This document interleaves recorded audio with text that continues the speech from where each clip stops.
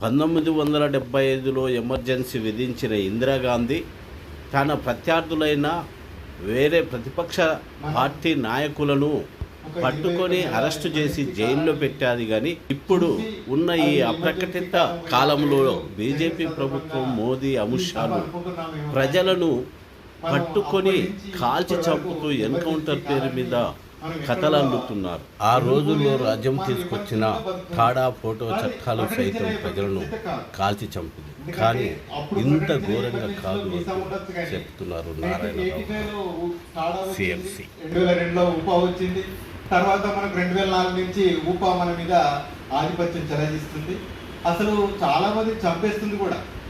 ఉపా చట్టం అంటేనే అసలు ఒక చట్టం మనం ప్రశ్నించే గొంతుకుల మీద నిబంధన అమలు జరుగుతుందంటే మనం నిర్బంధనలు బతుకుతున్నట్టే.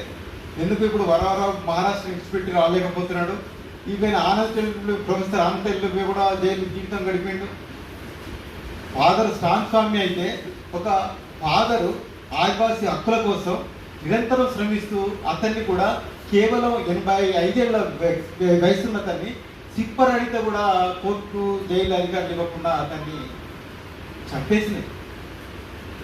అతన్నే కాదు, మనం సాయిబాబాను కూడా ఒక దొంగతనం నేరం మీద ఇంటి మీద దాడి చేయడం, తర్వాత తీసుకుపోయి 10 ఏళ్ళు పెట్టడం. అతను అసలు బయటున్న ఆ విచారణ సహకరించేవాడే. ఎటువంటిది లేకుండా అతన్ని అట్లా ఇబ్బందానికి గురి చేస్తే ఆయన చనిపోయి ఒక ఏడాది కాలానికి బయటకు విడుదల చేస్తే ఆయన కూడా చనిపోయాడు. అంటే ఏ చట్టం మాత్రం ఒక అప్రకటితమైన ఎమర్జెన్సీ అమలు జరపలేదు. మనం ఇప్పటికి కూడా మన కళ్ళ ముందు న్యాయం జరుగుతున్నప్పటికీ కూడా మనకందరికీ తెలుసు మొత్తం దేశం మొత్తం దద్దలు పెడుతుంది. ప్రతి ఒక్క ప్రతిపక్ష పార్టీ ఆడుతుంది. 2024 నుంచి ఏదైతే ఆపరేషన్ కాగా పేరుతో ఒక హత్యాకాండ కొనసాగిస్తున్నావో అవి నిజంగా హత్యలే, అవి ఎన్కౌంటర్లు కూడా కావు.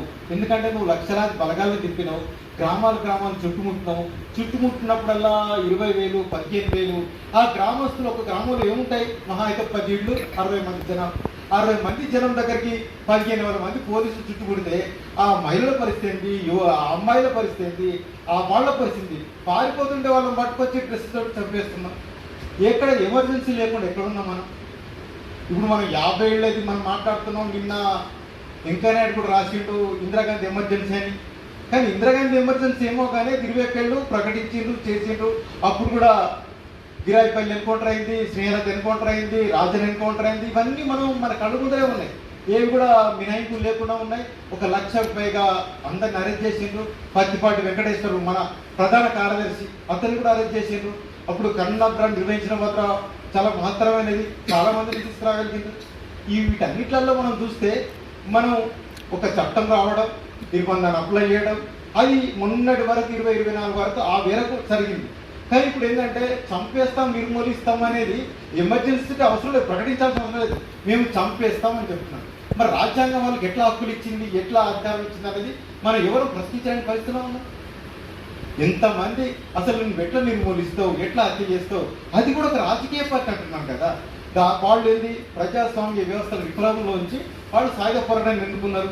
అంతకుమించి వాళ్ళు సాయుధ పోరాటం చేయాలనే ఒక కాంక్ష అది ఉండదు కదా. దాని నుంచి మనం చూడాల్సింది తప్ప అది ఒక రాజకీయ పార్టీ, దానికి ఉన్నటువంటి అవకాశాలతోటి అది సాయుధ పోరాటం ఎన్నుకున్నది. ఆ సాయుధ పోరాటాన్ని ఎన్నుకున్నది కాబట్టి అది కొంచెం బలపడింది. ఆర్టీసీ ఉద్యమంలో కొనసాగింది, సింగరేణి ఉద్యమంలో కొనసాగింది, విద్యార్థి ఉద్యమంలో కొనసాగింది. అదే విద్యార్థి ఉద్యమం ఇప్పుడు ఇక్కడ 50 సంవత్సరాల సభలు జరుపుకున్నది, గుంటూరులో 50 ఏళ్ళ సభలు జరుపుకున్నది. అంత గొప్పగా విద్యార్థి ఉద్యమం కొనసాగించింది.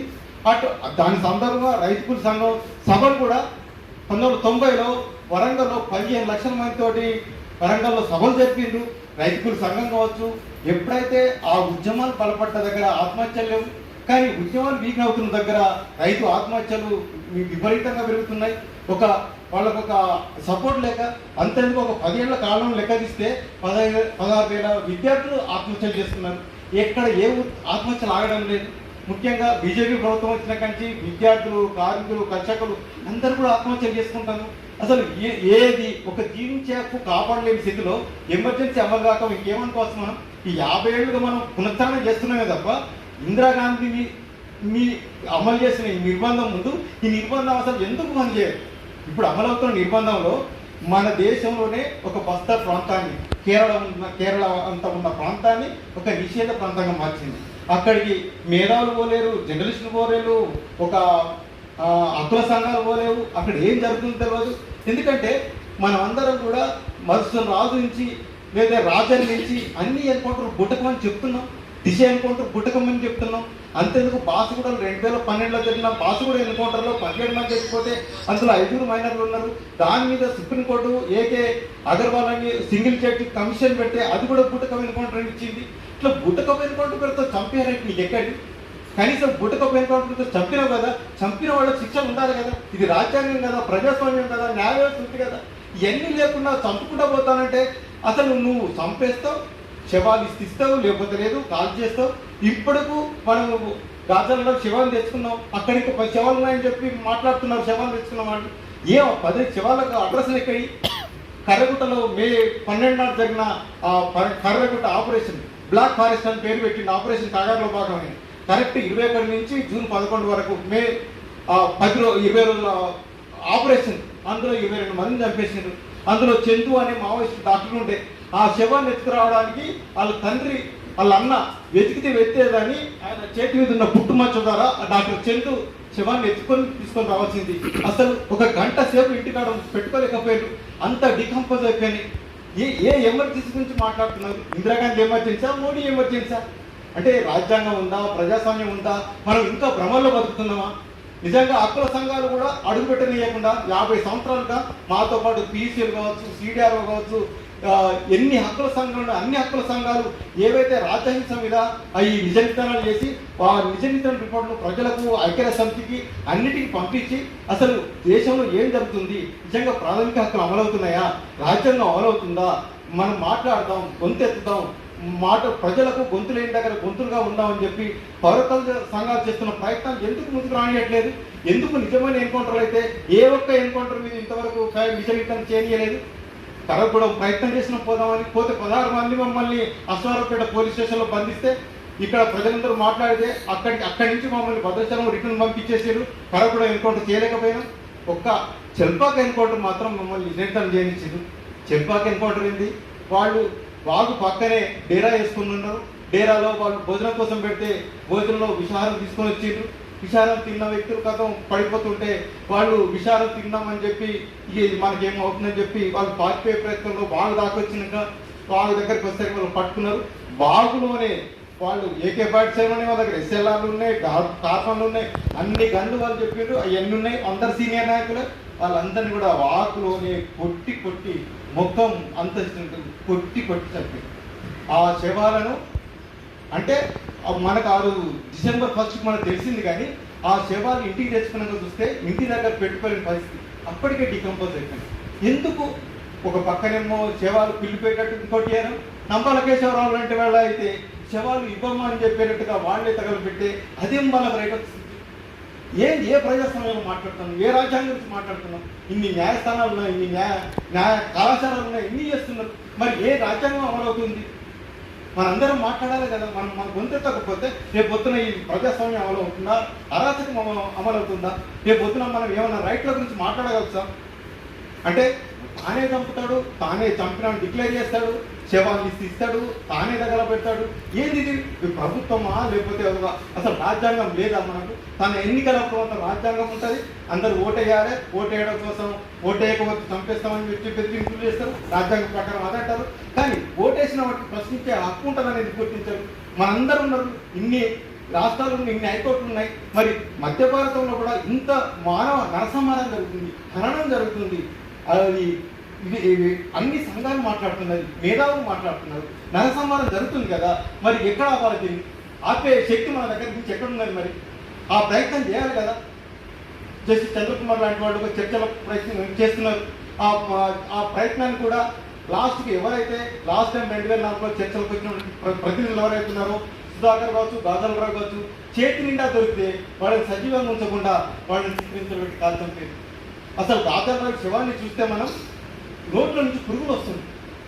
డెడ్ బాడీ దగ్గరికి చూస్తే అసలు ఎంత డికంపోజ్ అయిపోయింది. ఏంది ఈ విధానం? అసలు మనం ప్రశ్నిస్తున్నామా లేదా? ఏం చేస్తున్నాం? హక్కుల సంఘంగా మేము 50 ఏళ్ళలో ప్రశ్నించే ప్రయత్నం చేస్తే 2009లో ఫిబ్రవరి 6న అనుకుంటే ఒక మంచి తీర్పు వచ్చింది. ఎన్కౌంటర్లో పాల్గొన్న పోలీసులందరి మీద హత్యా నేరం నమోదు చేయాలని. ఆ కేసు వచ్చిన తర్వాత సుప్రీంకోర్టుకు పోయిన చంద్రబాబు నాయుడు దాన్ని స్టే తెచ్చుకున్నంత కాలం 6 నెలల కాలం ఎన్కౌంటర్ జరగలేదు. అంత బలమైన తీర్పు అది. ఆ తర్వాత బీసీఎల్ వర్సెస్ మహారాష్ట్ర గవర్నమెంట్ వచ్చిన ఏదైతే ఒక జడ్జిమెంట్ ఉందో దీనికి సెటప్ చేసి ఇచ్చిండు. ఒక 16 గైడ్లైన్స్ ఇచ్చింది. కానీ ఆ 16 గైడ్లైన్స్ ఇచ్చినాక ఆ ఎన్కౌంటర్ వచ్చాక ఇప్పటికి కొనసాగుతుంది. ఇప్పుడు చూడండి, ఇప్పటికి కూడా ఆదివాసులు పోలీస్ క్యాంపులలో బందీలుగా ఉన్నారు. మొత్తం ఛత్తీస్గఢ్ మొత్తం యూత్ లేదు. యూత్ని అందరినీ బందీలుగా పెట్టుకున్నారు. ఎప్పుడు చంపాలనుకుంటే అప్పుడు ప్రెసిడెంట్ చంపుతుంది. ఇది 2021 నుంచి చంపాలి. క్యాంపులు ఏర్పాటు చేసుకోవడం, గ్రామాల్లో కూడా ఏఆర్జీ బలగాలను పంపిస్తారా, కోవట్లను పంపిస్తారా, ఇవన్నీ పంపించి వాళ్ళ వివరాలు తెలుసుకోవడం, వాళ్ళని బందీలు చేసుకొని క్యాంపులో పెట్టుకోవడం. ఒక్క నక్సల్ దొరికితే వీళ్ళు 20 మందిని 30 మందిని పెట్టుకొని కాల్ చెప్పడం, ఎన్కౌంటర్ ప్రకటించడం. అది ఎన్కౌంటర్ అవుతుందా? అది ఎదురు కాల్పులా? ఎందుకు సోనీ సోరా వేలపాటి అన్నారు కదా, వాళ్ళు ఇంకా ఏర్పడడం అడిగి వెళ్ళిన కూలీలు చంపేయడం. ముగ్గురు నక్సలైట్లు, మిగతా 10 మంది 20 మంది ఆదివాసులు. ఏమైంది న్యాయం? అంతెందుకు? నిజంగా ప్రభుత్వం బలమైందని మనందరం భావిస్తున్నాం. ప్రభుత్వం రాజ్యాంగబద్ధంగా ఉండాలంట. నువ్వు ఇప్పుడు చేసిన మొత్తంగా ఈ 18 నెలల లోపల 56 ఎన్కౌంటర్లు చేసినావు, 540 మంది చంపేసి. అందులో నాయకత్వాలు, కేంద్ర నాయకత్వాలు ఉన్నాయి, రాష్ట్ర నాయకత్వాలు ఉన్నాయి. ఎక్కువ 400 మంది వరకు ఆదివాసులు ఉన్నారు, ఆదివాసి మహిళలు ఉన్నారు, అందరు ఉన్నారు. అందరు కూడా మహిళలు అయితే అత్యాచారం గురికాకుండా చనిపోయిన ఉన్నాయి.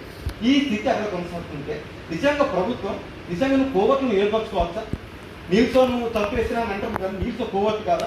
నీల్సోకి మనకి ఇప్పుడు జరిగిన ప్రతి ఎన్కౌంటర్లో కోవట్లు ఉన్నారని వాళ్ళు అంటున్నారు. ఇందాక ఒక 2 కోవట్లు చంపేసి కదా. నిజంగా ప్రభుత్వం ఒక రాజ్యాంగబద్ధంగా ప్రజాస్వామ్యంగా పనిచేసినట్టయితే నీ కోవట్లు అవసరమైంది.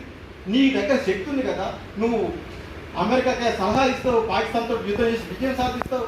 ఇవన్నీ ఉన్న స్థితిలో నువ్వు ఎందుకు కోవట్లను ఉపయోగిస్తున్నావు? ఇదంతా మనం ఎవరు అడగాలి మరి? ఆ స్థలంలోకి మనం వెళ్ళండి లేదు. ఎవరినైనా సరే చుట్టూ కాల్ చేస్తున్నారు. బహిరంగంగా మనమే కదా ప్రశ్నించకపోతున్నాం. మనం మాట్లాడకపోతే ఎవరు మాట్లాడాలి?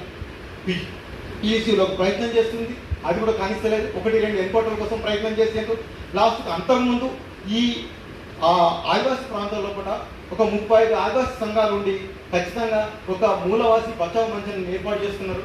అది ఏర్పాటు చేస్తుంది 2021 సిలింగర్ క్యాంపు వ్యతిరేక పోరాట క్రమంలో ఏర్పాటు చేస్తున్నారు. దాన్ని కూడా మన 2024 అక్టోబర్ 30 నాటిలో ప్లాన్ చేసింది. అసలు అది ఏమన్నా సాయుధ పోరాటం చేసిందా, నక్సల్తో కలిసిందా? వాళ్ళు ఒక డెమోక్రటిక్ ఉన్నారు కదా. ఇప్పుడు ఎట్లాగైతే ఒక ప్రజలు పోరాటం చేస్తారు, అంతెందుకు మనకు కేసీఆర్ లాస్ట్ ఇయర్ అనుకుంటా 16 సంఘాలను ఇక్కడ ఉన్న వాళ్ళని కూడా నిషేధించండి. ఏంటి ఆ విధానం? మళ్ళీ ఇవాళ మనం చూస్తుంటే మావోయిస్టుల పేరుతోటి 660 మంది ఫోన్లు ట్యాగ్ చేసింది. అసలు మావోయిస్టుల పేరుతో ఎన్కౌంటర్లు చేస్తాం, మావోయిస్టుల పేరుతో ఫోన్లు ట్యాప్ చేస్తాం. ఎక్కడ దాకా పోతున్నాం? ఇది నిజంగా చాలా మంది మేధావులు ఆశ్చర్యపోతున్నారు. నిజంగా మనం ప్రజాస్వామ్యంలో బతుకున్నామా? రాజ్యాంగం అమలవుతుందా? ఏంటి రేపు భవిష్యత్తు ఏంటి పిల్లలది? ఒక విద్య సరిగ్గా లేదు, వైద్యం సరిగ్గా లేదు, పిల్లలది ఉపాధి సరిగ్గా లేదు, మొత్తంగా కార్పొరేట్లకు వెళ్ళిపోతుంది. ఏదైతే దండకరమైనటువంటి కోట్లాది పిల్లలైన కనీస సంపద కార్పొరేట్లకు ఒక 4 కార్పొరేట్లకు ఇవ్వడం కోసం, ఎట్లాగైతే ఒక అమ్మాయి అన్నది 4 పహల్గాం ముద్దాయిలు పట్టుకోవడం కోసం పాకిస్తాన్ మీద యుద్ధం పోయినట్లు 4 కార్పొరేట్లకు దండకరమైన కనీసం నడిపేయడం కోసం ఎంతమందిని చంపుతున్నాం, ఎన్ని లక్షల మంది బలగాలు దింపినాం, ఎంత అరాచకం చేస్తున్నాం. ఇదే ఆ విధానం. ప్రజాస్వామ్యం ఇట్లా చేయవచ్చా?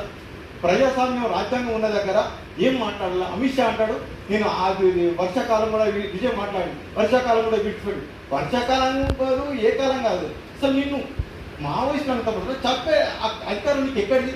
వాళ్ళ దగ్గర సాయుధంగా ఉండొచ్చు కదా. వాళ్ళు నేరం చేస్తే న్యాయస్థానం శిక్షించాలి. నువ్వెట్లా చంపుతానంటావు? నువ్వెట్లా నిర్మూలిస్తానంటావు?